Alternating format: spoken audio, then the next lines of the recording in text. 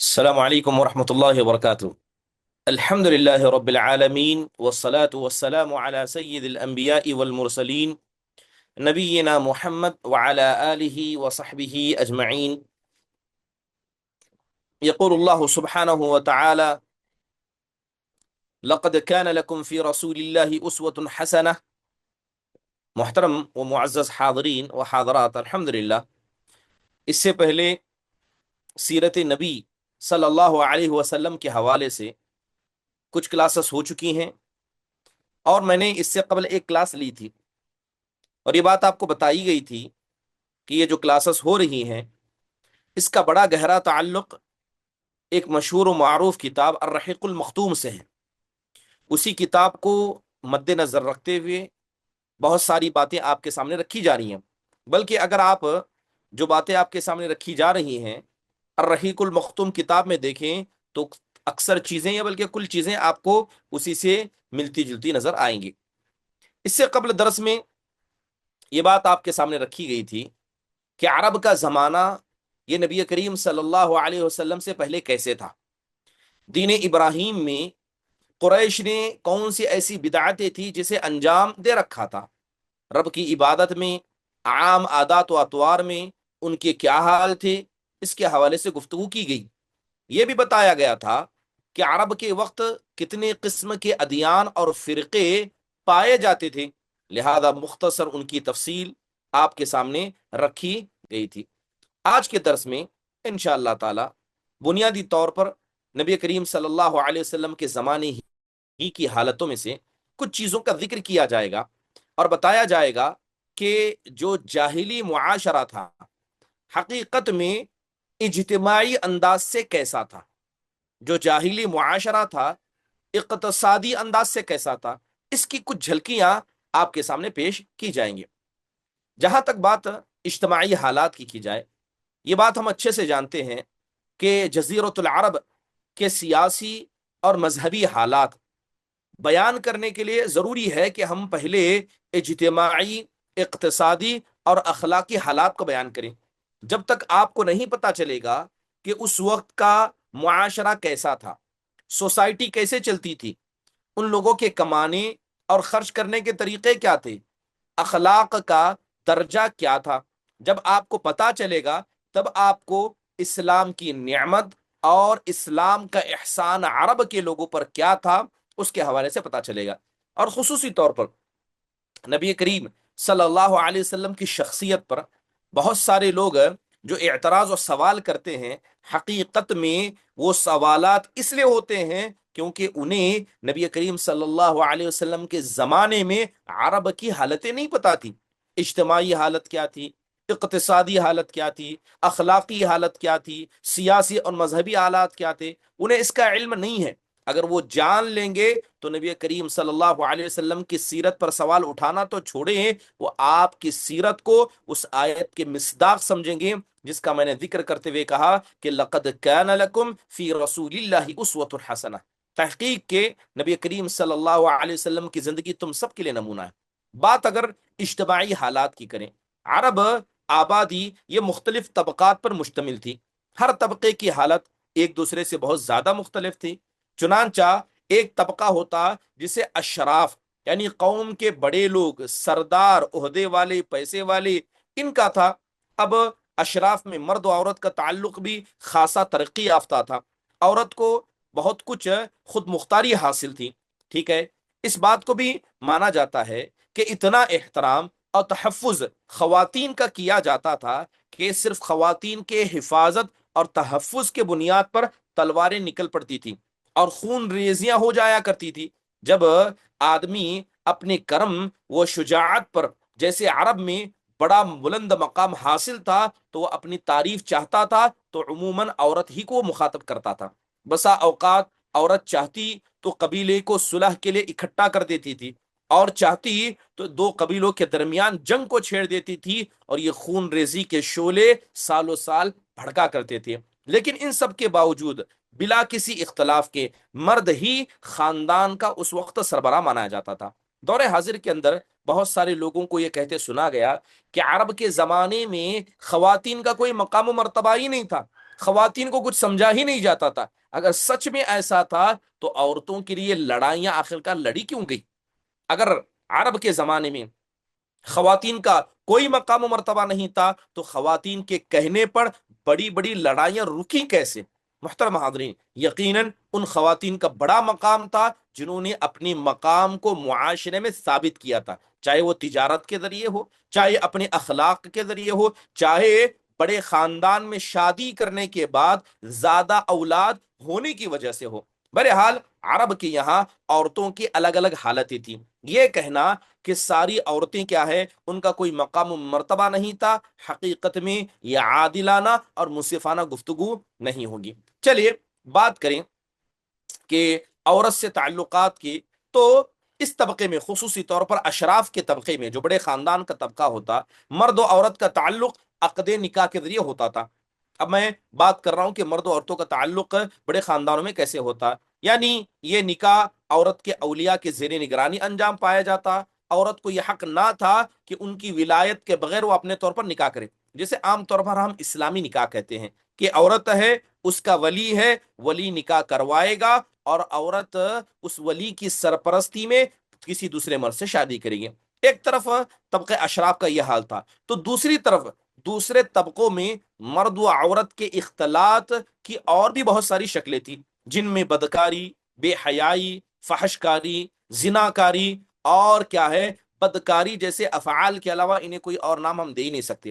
حضرت عائشہ رضی اللہ عنہا، ام المؤمنین عائشہ رضی اللہ عنہا بیان کرتی ہیں کہ جاہلیت میں 4 قسم کے نکاح موجود تھے، بلکہ نکاح اور نکاح سے مراد کیا ہے، مرد و عورت کے تعلقات، 4 شکلیں اس کی موجود تھیں۔ ایک تو وہی شکل جو ابھی آپ کے سامنے بتائی گئی کہ ایک مرد و عورت لڑکی کے ولی کے ولایت میں نکاح کر لیں، پھر اس کی منظوری کے بعد اسے مہر دے، نکاح کر کے اپنے گھر لے آئے، یہ پہلی حالت تھی۔ دوسری شکل جو عورتوں سے شادی کرنے کی عام طبقے میں، اشراف والے طبقے میں نہیں، یہ تھی کہ جب عورت حیض سے پاک ہو جاتی تو اس کا شوہر اس کے پاس آتا اور آ کر اپنی بیوی سے کہتا کہ تم فلاں فلاں آدمی کے پاس جاؤ اور اس سے تم زنا کرو۔ یہ بات کون کہتا؟ خود شوہر آ کر اپنی بیوی سے کرتا۔ اب بیوی کی بات مان کر وہ عورت اس آدمی کے پاس جاتی اور اس سے زنا کر لیتی۔ اب جیسے ہی اس عورت نے، جو بیوی ہے، اس نے ایک اجنبی مرد سے زنا کر لیا تو اس کا شوہر اس عورت کے قریب نہیں جاتا یہاں تک کہ واضح ہو جائے کہ اس زنا سے اسے حمل ٹھہرا ہے کہ نہیں ٹھہرا ہے۔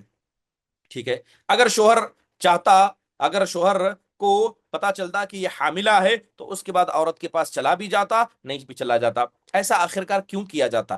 کیونکہ شوہر اپنی بیوی کو ایسے ہی مردوں کے پاس بھیجتا جو طبقے اشراف یعنی بڑے خاندان کے ہوتے۔ اگر بڑے خاندان کا ایک فرد ان کے گھر میں یعنی ان کی نسل سے کوئی ان کے گھر میں آ جائے تو انہی کے اخلاق ہوں گے، انہی کے صفات ہوں گے، تو صرف بڑے خاندان کا بچہ اپنے گھر میں لانے کے لیے شوہر کیا کرتا؟ اپنی بیوی سے کسی غیر یعنی بڑے طبقے کے آدمی سے زنا کرواتا اور اس سے بچے کو لے لیتا۔ اس نکاح کو نکاح استبضاع کہا جاتا تھا، عرب کے زمانے میں موجود تھا۔ اور ہندوستان کی اگر پرانی تاریخ پڑھیں تو نیوگ یا اس طرح کا کوئی لفظ آتا، مجھے بالضبط نہیں پتا ہے، لیکن وہ رواج ہندوستانی معاشرے میں بھی پہلے پایا جاتا تھا۔ چلیے، یہ تو نکاح کی 2 صورتیں ہوئی۔ نکاح کی تیسری صورت یہ ہوتی کہ 10 آدمیوں سے کم کی ایک جماعت اکٹھا ہوتی تھی، وہ 9 8 7 5 جتنے بھی ہو، لیکن 10 سے کم ہوتے، سب ایک جگہ اکٹھا ہوتے، سب کے سب ایک ہی عورت کے پاس جاتے اور بدکاری کرتے تھے۔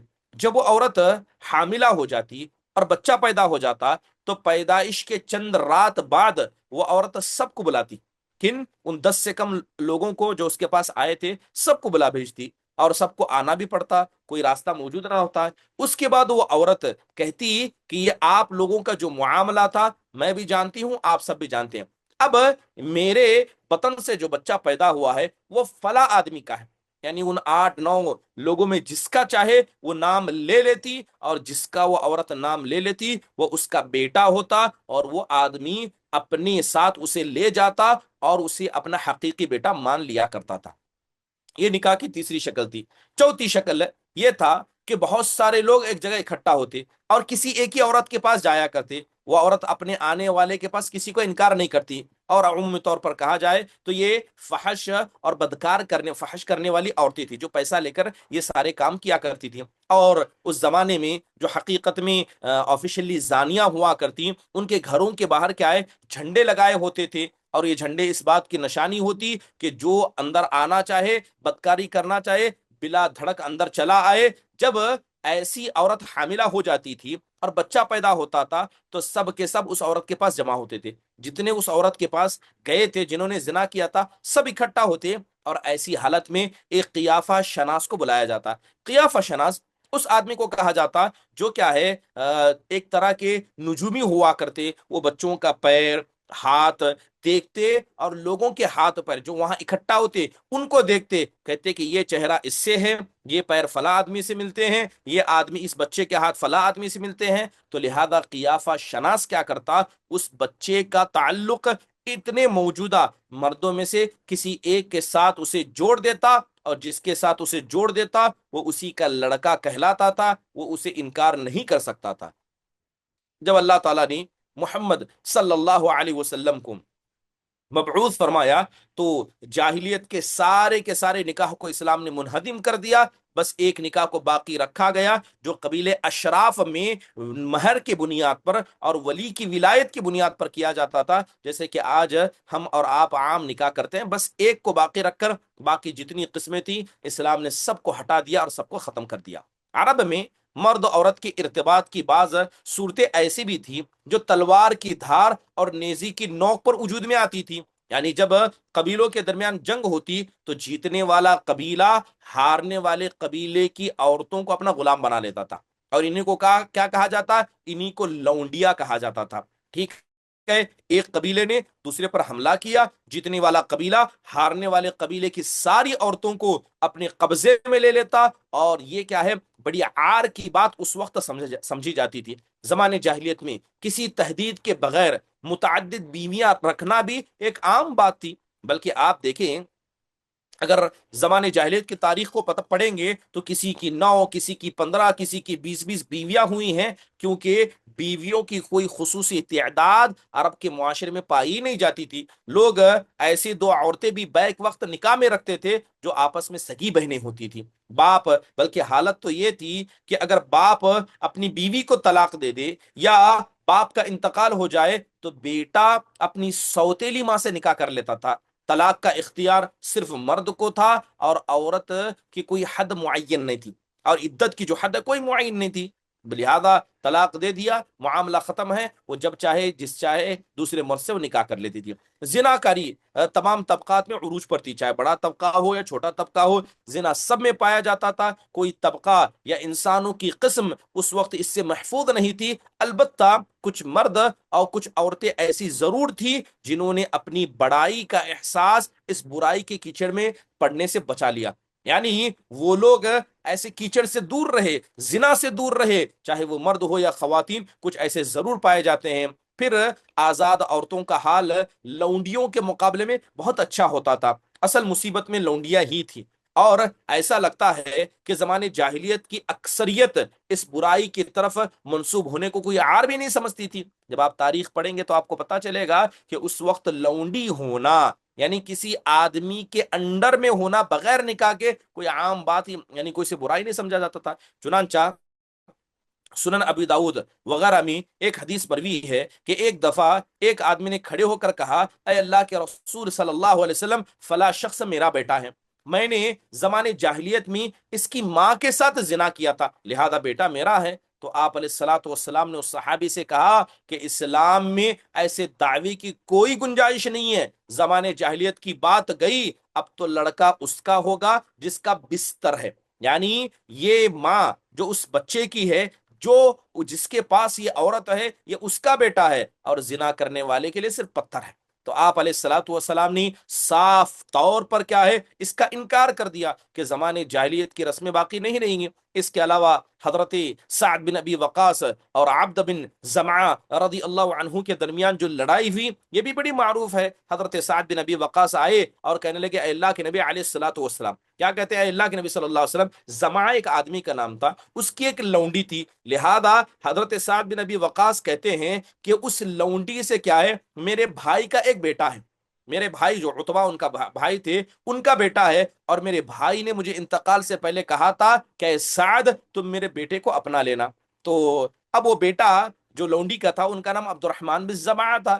تو یہ جھگڑا اللہ کے نبی کے پاس میں آیا تو زمعہ کہنے لگے، زمعہ کیا کہنے لگے کہ یہ لونڈی تو میری ہے، یہ تو میرے پاس رہا کرتی. اگرچہ عتبہ بن ابی وقاص نے اس کے ساتھ زمانے جاہلیت میں کیا سو جو کیا، تب اللہ کے نبی نے یہی فیصلہ سنایا. آپ نے کہا کہ بچہ اس کا ہوگا جس کے پاس ابھی بستر موجود ہے، اور زانی کے لیے بس کوڑے ہیں. لہذا آپ نے حضرت سعد بن ابی وقاص رضی اللہ عنہ کو صاف کہا کہ یہ تمہاری بھائی کا بیٹا نہیں ہے، یہ تمہارے بھائی کا بیٹا نہیں ہے، بلکہ یہ زمعہ کا بھائی ہے، بلکہ یہ کیا ہے، زمعہ کا بیٹا ہے اور عبد بن زمعہ کا یہ بھائی ہے. تو آپ علیہ الصلوۃ والسلام نے اس جھگڑے کو یہاں پر ختم کر لیا.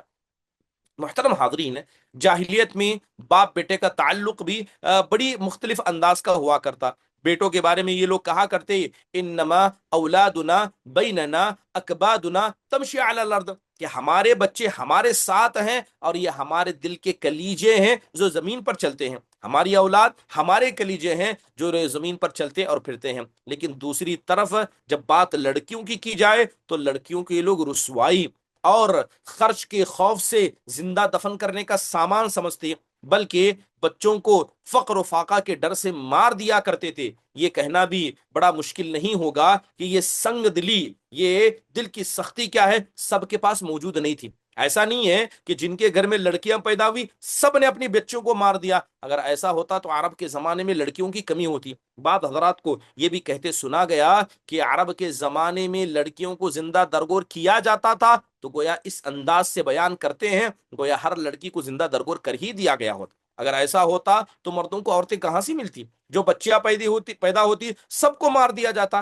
حقیقت میں ایسا نہیں تھا، یہ رواج ضرور تھا، مگر اس رواج کو بہت سارے لوگ کاپی کرتے، فالو کرتے، کچھ لوگ کیا ذہن میں رکھتے مگر اسے اپنی زندگی میں نافذ نہیں کیا کرتے تھے.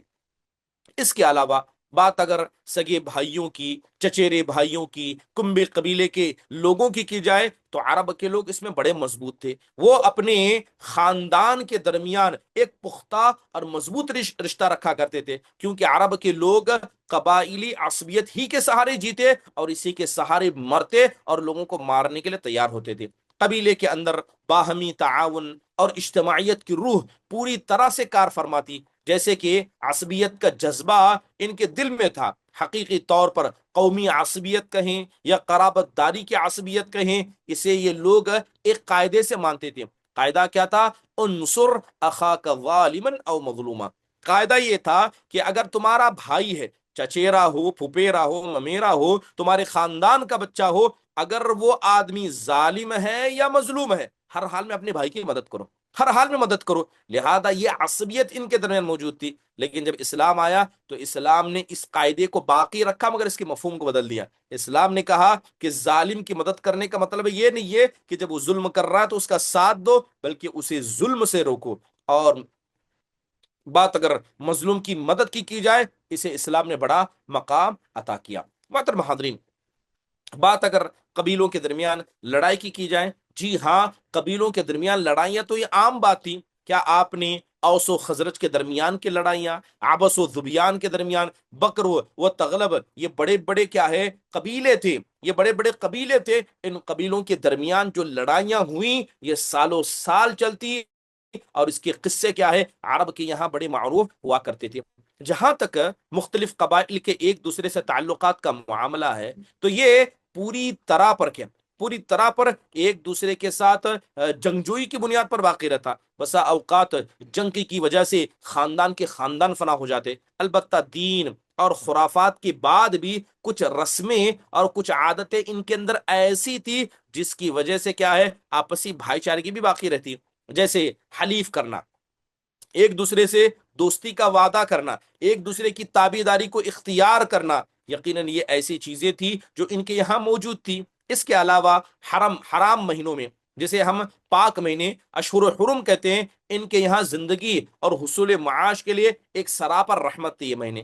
خلاصہ یہ ہے کہ اجتماعی حالت بڑی بے بصیرت، بڑی کمزوری اور پستی کا شکار تھی، اور ان کی اجتماعی حالت دن بدن جہالت کی وجہ سے گرتی جا رہی تھی، اور خرافات کا دور دورہ تو بالکل عام تھا۔ لوگ جانوروں جیسی زندگی گزارتے تھے، عورتیں بیچی اور خریدی جاتی تھی، اور بعض اوقات اسے مٹی اور پتھر جیسا اس کے ساتھ سلوک کیا جاتا تھا۔ قوم کے باہمی تعلقات بڑے کمزور اور ٹوٹے پھوٹے تھے، اور حکومتوں کے سارے عزائم اپنے رعایا سے خزانہ بھرنے یا مخالفین کو ختم کرنے، ان پر فوج کشی کرنے یہاں تک ہی محدود تھے۔ تو عمومی طور پر اگر موٹا موٹی انداز سے کہا جائے تو یہ اجتماعی حالت تھی نبی کریم صلی اللہ علیہ وسلم کے نبی بنائے جانے سے پہلے کی۔ چلیے، جب اتنی بات ہم کو سمجھ میں آ چکی ہے تو اب ہم گفتگو کریں گے اقتصادی حالت کی، کہ ان کی اکانومک پوزیشن کیا تھی۔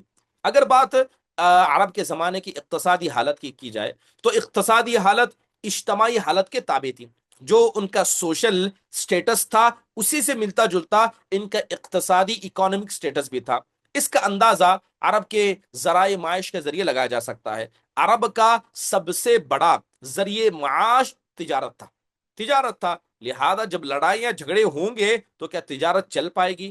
جتنا اس وقت امن ہوتا چند مہینوں میں ہوتا، تبھی تجارت عام ہوتی۔ جہاں وہ حرم کے مہینے، پاک مہینے ختم ہو جاتے جن کی عزت سارے عرب کے لوگ کیا کرتے، لہذا ان کی تجارتیں بھی بالکل کیا ہے، منہدم ہو جاتی، ختم ہو جاتی۔ اور معلوم ہے کہ تجارت کا آمد و رفت امن و سلامتی کی فضا کے بغیر یہ ناممکن ہے۔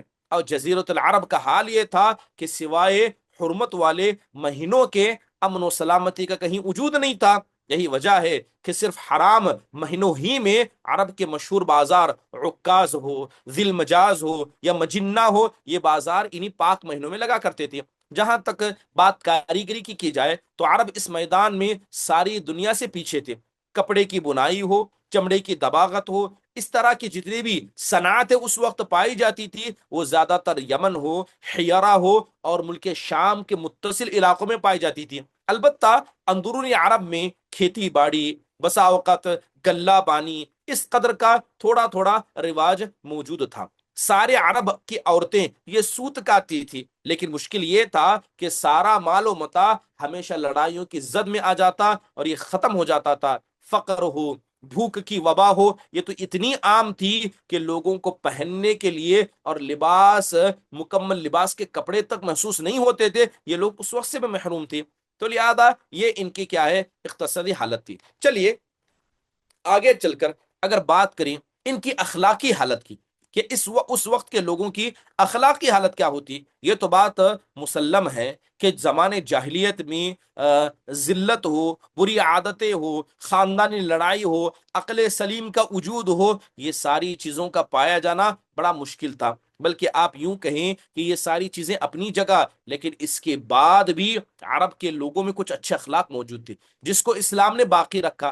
بلکہ اللہ کے نبی صلی اللہ علیہ وسلم نے بہت ساری ایسی عادتوں کو اپنایا جو عادتیں آپ کے یہاں معاشرے میں پائی نہیں جاتی تھی۔ ایک مثال میں آپ کو بتاتا ہوں کہ عرب کے زمانے میں خصوصی طور پر مکہ کا ایک ماحول تھا، مدینہ کا ایک ماحول تھا۔ مکہ کا ماحول عورتوں کے تعلق سے کیسا تھا؟ یہ بڑے سخت مزاج، مکہ کے لوگ اپنی عورتوں کے ساتھ بڑے سخت مزاج تھے، لیکن انصار مدینہ کے لوگ اپنی عورتوں کے ساتھ بڑے نرم مزاج تھے۔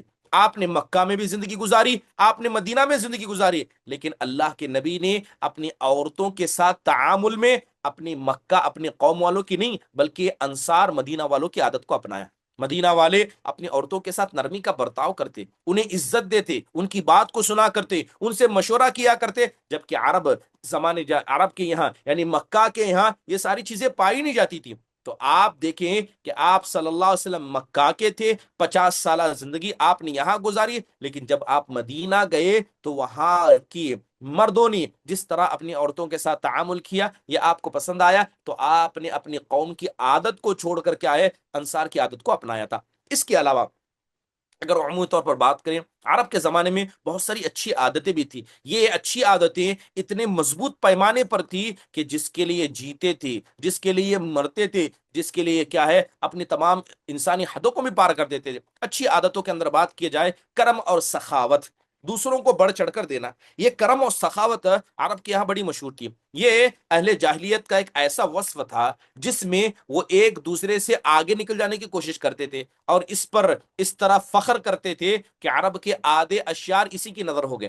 آپ عرب کے اشعار کو پڑھیں گے تو آپ کو لگے گا کہ کوئی اپنی باپ کے سخاوت کا ذکر کر رہا ہے، کوئی اپنے خاندان کی کرم کا ذکر کر رہا ہے. تو یہ بنیادی طور پر بڑی اچھی صفت ان کی یہاں پائی جاتی تھی. اس وصف کی بنیاد پر کسی نے خود اپنی تعریف کی ہے تو کسی نے اور کی ہے. یہ شعراء کا حال تھا. حال تو یہ تھا کہ سخت جاڑے اور بھوک کے زمانے میں بھی اگر کسی کے گھر کوئی مہمان آ جاتا تو اس کے پاس اپنی ایک اونٹنی کا بچہ ہوتا. وہی اونٹنی کا بچہ سارے خاندان کے دودھ کا اور کمائی کا ذریعہ ہوتا. ایسی سنگین حالات کے باوجود بھی اس پر سخاوت کا جوش ایسا غالب ہوتا کہ وہ اٹھ کر اپنے مہمان کے لیے اپنی اونٹنی کو ذبح کر دیتا تھا.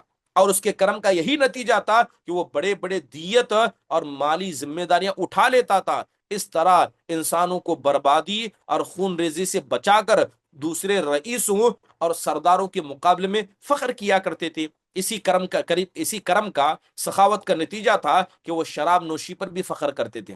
اس لیے نہیں کہ یہ بذات خود کوئی فخر کی چیز تھی، بلکہ اس لیے کہ یہ کرم اور سخاوت کو آسان کر دیتی تھی. کیونکہ نشے کی حالت میں مال لٹانا یہ انسانی طبیعت پر بھاری نہیں پڑتا ہے. اسی لیے یہ لوگ انگور کے درخت کو کرم یعنی سخاوت کا نام دیا کرتے اور انگور کی شراب کو بنت الکرم کہا کرتے تھے، یعنی سخاوت کی بیٹی کہا کرتے تھے.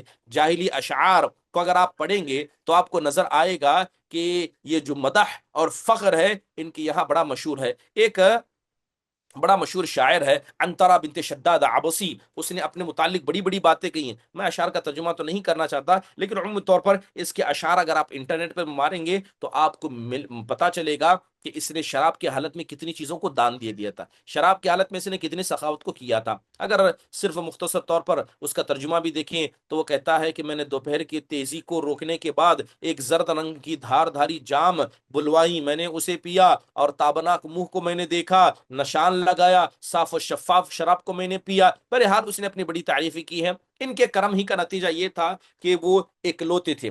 ٹھیک ہے، ان کا خیال یہ تھا کہ یہ بھی سخاوت کی ایک راہ ہے، کیونکہ انہیں نفع حاصل ہوتا ہے اور نفع حاصل کرنے والوں کے حصے میں جو کچھ فاضل یعنی بچ جاتا ہے اسے مسکینوں کو دے دیا کرتے تھے. اس لیے قرآن کریم نے شراب اور جوئے کو نفع کا انکار نہیں کیا، بلکہ یہ فرمایا کہ اسمہما اکبر من نفعہما. اللہ نے کیا کہا کہ شراب اور جوئے سے ان کے یہاں جو فائدے ہوئے، خاص کر یہ سخاوت کے مسئلے میں، اللہ تعالیٰ نے اس کو باقی رکھا کہ فائدے تو ہوئے، مگر اسلام نے اس کے نقصان کو بیان کیا. کہا وہ اسمہما اکبر من نفعہما.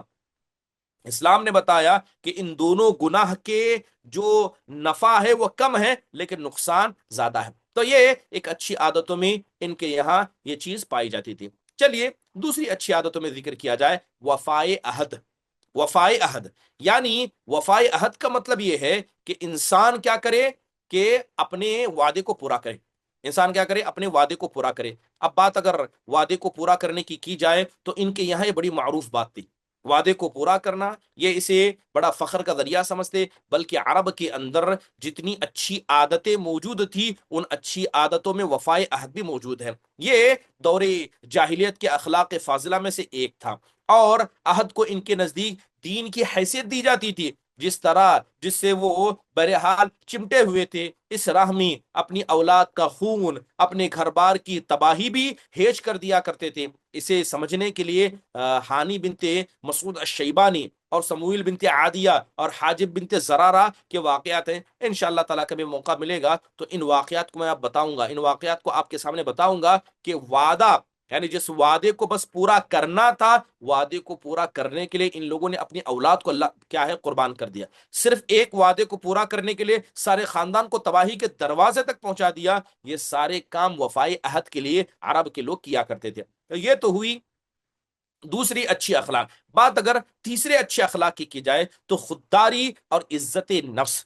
خودداری اور عزت نفس یہ عرب کے زمانے جاہلیت کے اچھے اخلاق میں ایک حصہ تھا. اسی پر قائم رہنا، ظلم اور جبر برداشت نہ کرنا بھی زمانے جاہلیت کے معروف اخلاق میں سے تھا. اس کا نتیجہ یہ تھا کہ ان کی شجاعت و غیرت حد سے بڑی ہوئی تھی. وہ فوراً بھڑک اٹھتے تھے اور ذرا ذرا سی بات پر جس سے ذلت و اہانت کی بو بھی آئے شمشیر و سنان اٹھا لیا کرتے تھے، اور نہایت ہی خون ریز جنگیں چھڑ جایا کرتی تھی. اسی راہ میں اپنی جان کو یعنی اپنی جان کو قربان کرنے میں وہ قطعاً پیچھے نہ رہا کرتے تھے. تو لڑائی جھگڑا کرنا جسے عام طور پر کہا جاتا ہے عزت نفس، تو یہ عزت نفس کا معاملہ ان کے اچھے اخلاق میں تھا، مگر ان لوگوں نے اس اچھے اخلاق کو کیا ہے غلط رویے میں پیش کر کے بہت ساری جانوں کو گواہ کر دیا تھا.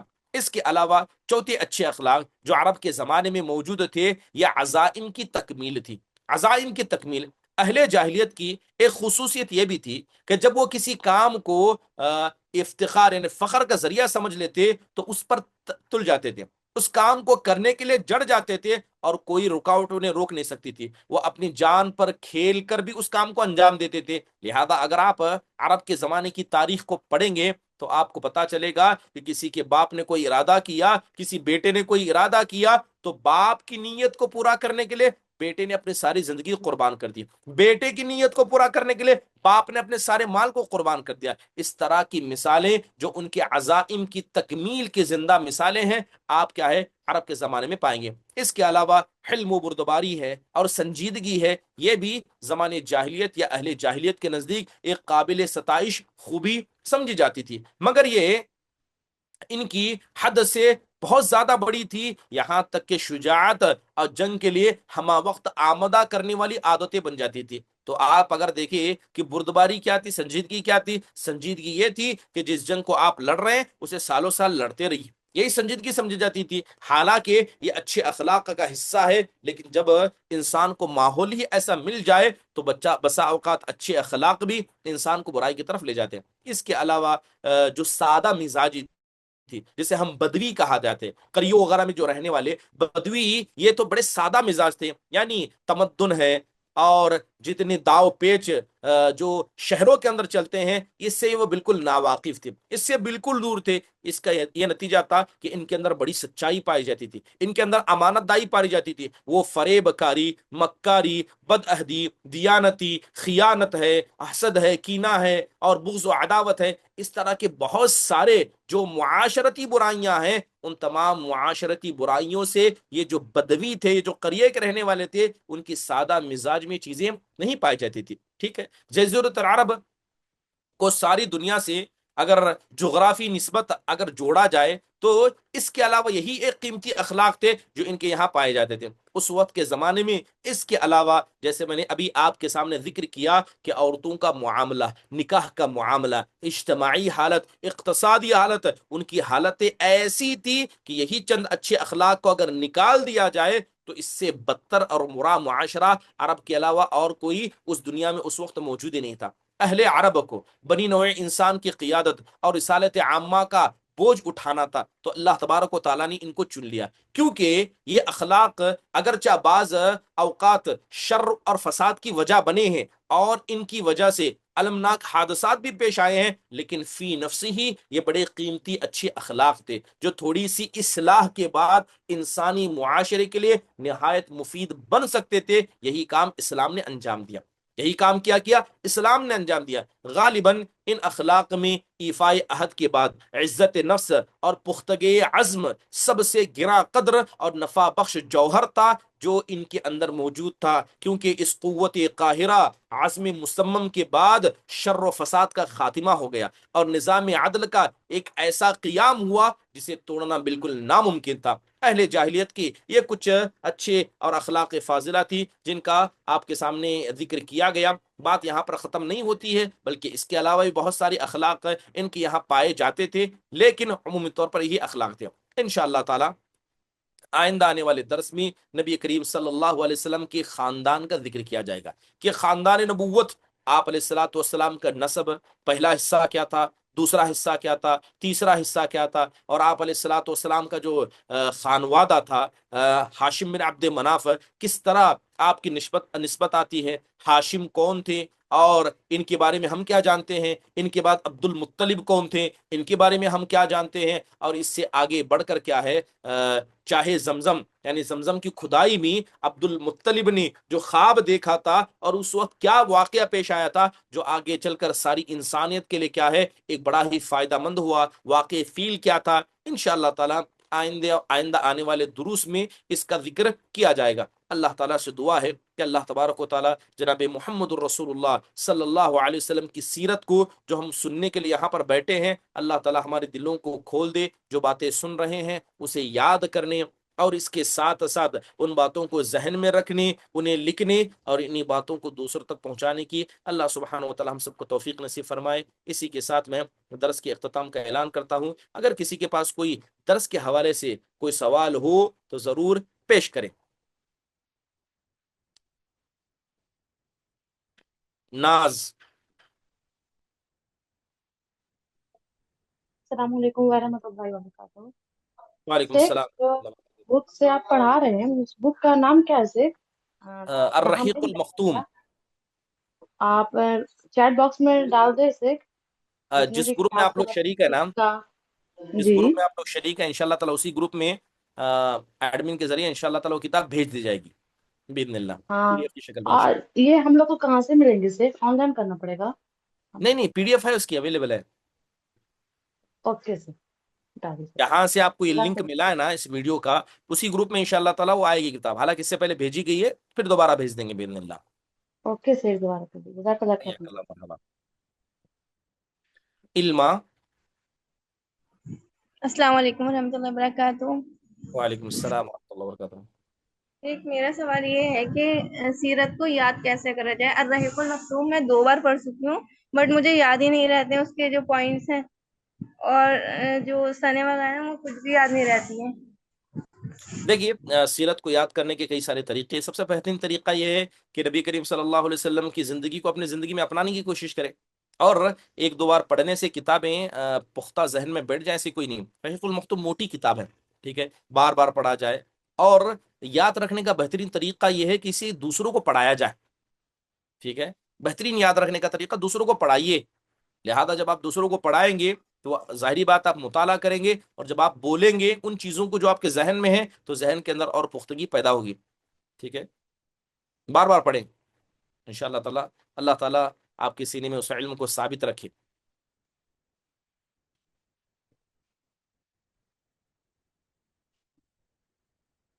چلیے ٹھیک ہے، اسی کے ساتھ ختم مجلس کا اعلان کیا جاتا ہے۔